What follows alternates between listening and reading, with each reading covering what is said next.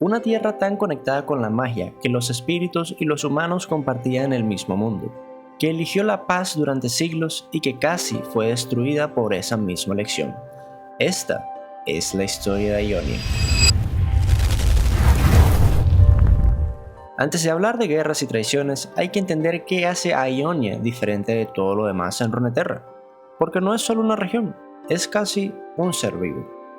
Ionia es un archipiélago al este del continente, un conjunto de islas que durante milenios desarrolló algo que ningún otro lugar tiene en la misma medida: una conexión directa entre el mundo físico y el plano de los espíritus.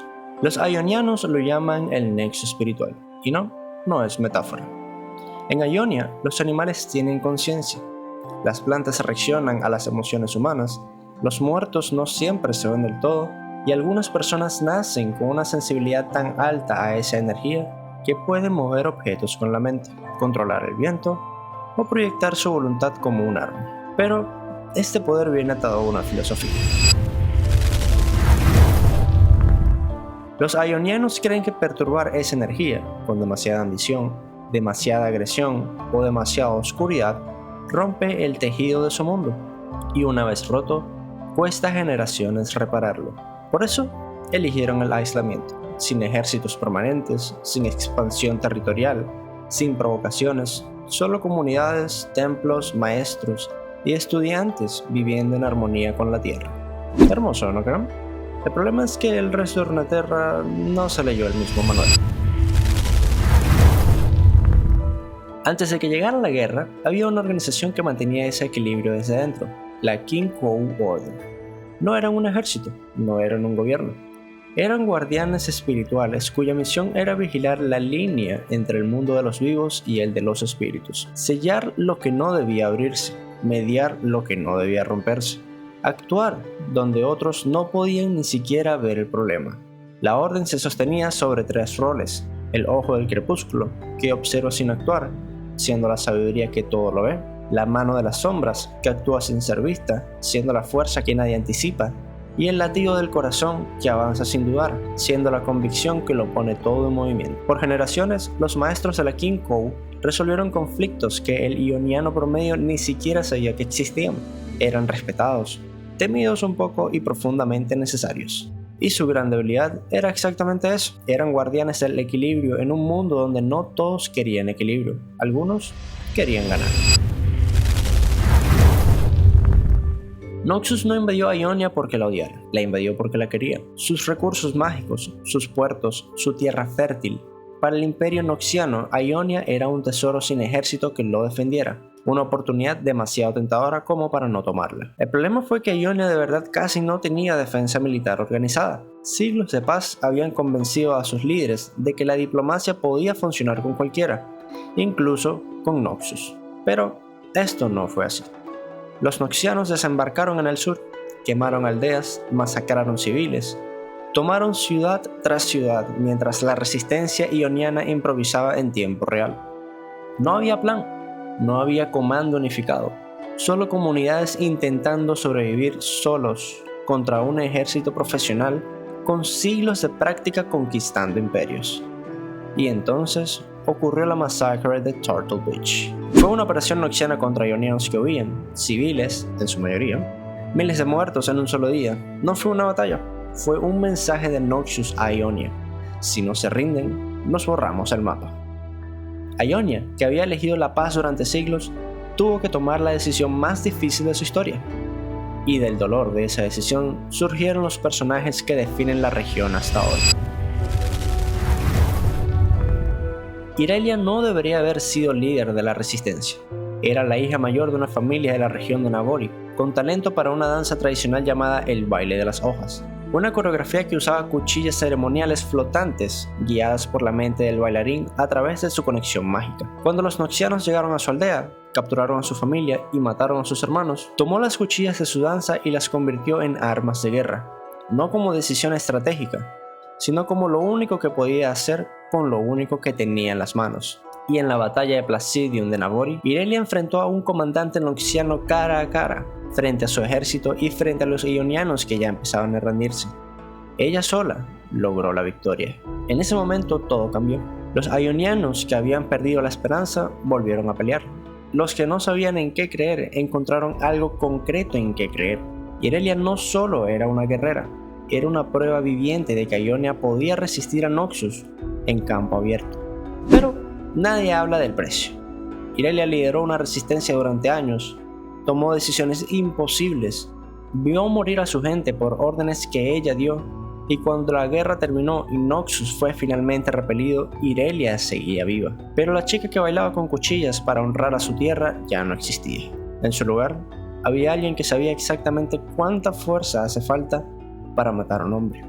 Y aún así, siguió bailando. Solo que ahora las hojas no se mueven con música.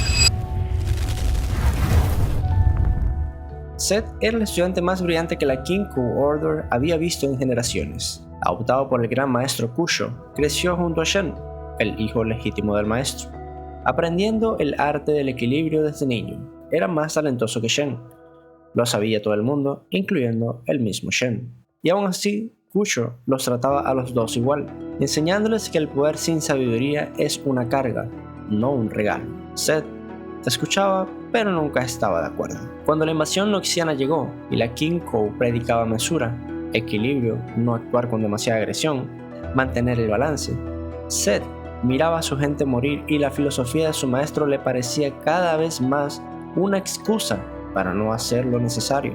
Seth, en las ruinas de algún templo capturado, encontró un libro de las sombras, una técnica prohibida basada en magia de oscuridad que la Kinkou consideraba demasiado corruptora para enseñarse. Seth la estudió de todas formas, y con ese poder empezó a ganar batallas que la Kinkou no podía. Cuando Kusho descubrió lo que había hecho, no lo castigó, lo perdonó. Y ese perdón fue lo que rompió a Seth, porque le demostró que su maestro nunca lo entendería, que el sistema que lo había formado no tenía espacio para lo que él era. Mató a Kusho, dividió la Kinkou y fundó la Orden de las Sombras con los que pensaban como él. Shen, que perdió a su padre esa noche, no buscó venganza inmediata. Asumió el liderazgo de lo que quedaba de la Kinkou y dedicó el resto de su vida a hacer exactamente lo que Seth no pudo ser, alguien que tiene el poder de destruir y elige no usarlo. Los dos conviven en la misma Ionia hasta hoy, y la tensión entre ellos es la tensión de la región entera. No todas las fracturas de Ionia vinieron de la guerra, algunas ya estaban ahí. La guerra solo las hizo imposible de ignorar. Syndra nació con un poder mágico tan intenso y tan descontrolado que de niña causaba tormentas sin quererlo, objetos moviéndose solos, energía desbordándose en sus emociones. Sus maestros la reconocieron como prodigio y por eso mismo decidieron encerrarla, no para castigarla, sino para protegerse. La confinaron en un templo lejos de todo, le sellaron el poder, decidieron por ella lo que merecía ser, porque lo que era resultaba demasiado inconveniente para la filosofía del equilibrio que tanto valoraban. Y cuando Syndra descubrió la verdad, que su poder había sido deliberadamente limitado y que sus maestros habían elegido su techo sin consultarle, levantó literalmente el templo del suelo con su mente. Sin embargo, cabe recalcar que Syndra no es malvada por naturaleza. Es el resultado directo de una Ionia que, en obsesión por el equilibrio, aplastó a alguien cuyo poder no cabía en su definición de lo apropiado. Su rabia tenía nombre y apellido, y eso la hace mucho más peligrosa que cualquier villano que simplemente nació así. Irónicamente, Ionia creó a varios de sus propios problemas. Yasuo era un espadachín ioniano con un don sobrenatural. Podía manipular el viento con su hoja, torbellinos, cortes a distancia, barreras de aire, un talento que en manos de alguien con cabeza podría haber sido legendario. Por eso, todos los que jugamos Yasuo vamos 0-15. Yasuo tenía talento, la cabeza era otro tema.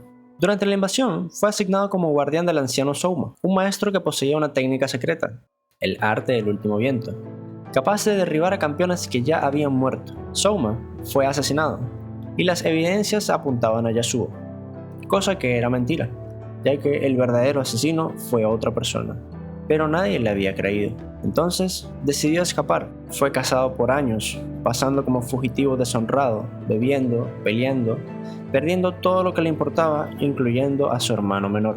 Yone lo había perseguido, no por odio, sino por deber. porque alguien tenía que responder por la muerte de Souma y Yasuo era el único sospechoso que tenían. Entonces ambos se enfrentaron y Yone perdió. La verdad salió mucho después. Yasuo fue exonerado, pero Yone ya estaba muerto. Excepto que no del todo. El alma de Yone fue capturada por una Sakana, un espíritu que se alimenta de emociones negativas. Sobrevivió dentro de él, aprendió a luchar desde adentro y eventualmente regresó al mundo físico con 2 espadas, una para los vivos y una capaz de cortar directamente las almas. Los hermanos que se enfrentaron a muerte terminaron caminando juntos. Ninguno de los dos es lo que era. Ambos cargan cosas que no tienen nombre en ningún idioma ioniano y aún así siguen adelante. La invasión noxiana terminó, Ionia logró rechazarlo, pero a un precio bastante alto.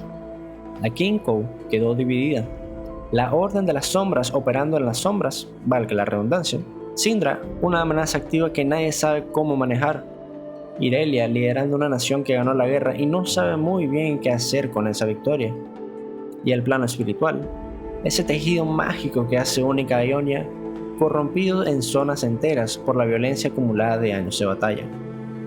Y entonces llegó algo para lo que nadie estaba preparado: la arruinación. Viego, el rey arruinado, liberó una marea de niebla negra que corrompió a espíritus en todo Runeterra y resucitó muertos. Ionia fue una de las regiones más devastadas, precisamente porque su conexión espiritual, que siempre fue su mayor fortaleza, se había convertido de golpe en su mayor vulnerabilidad.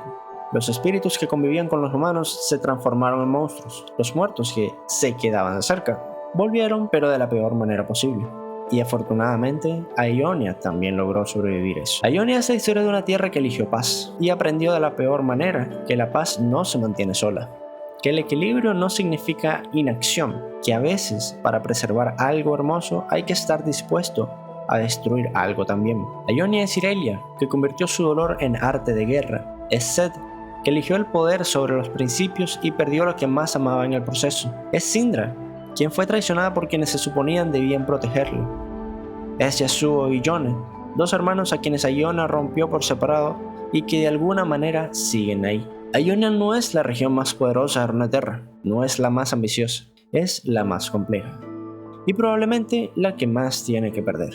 Si este video te gustó, no te olvides de suscribirte y dejar tu me gusta. Recuerda que el lore es mucho más extenso de lo que parece y en los siguientes videos seguiremos hablando de ellos. Y déjame en los comentarios, ¿cuál es tu personaje favorito de Ionia? Hasta la próxima. Si les toca un Yasuo en Ranked, prepárense para perder.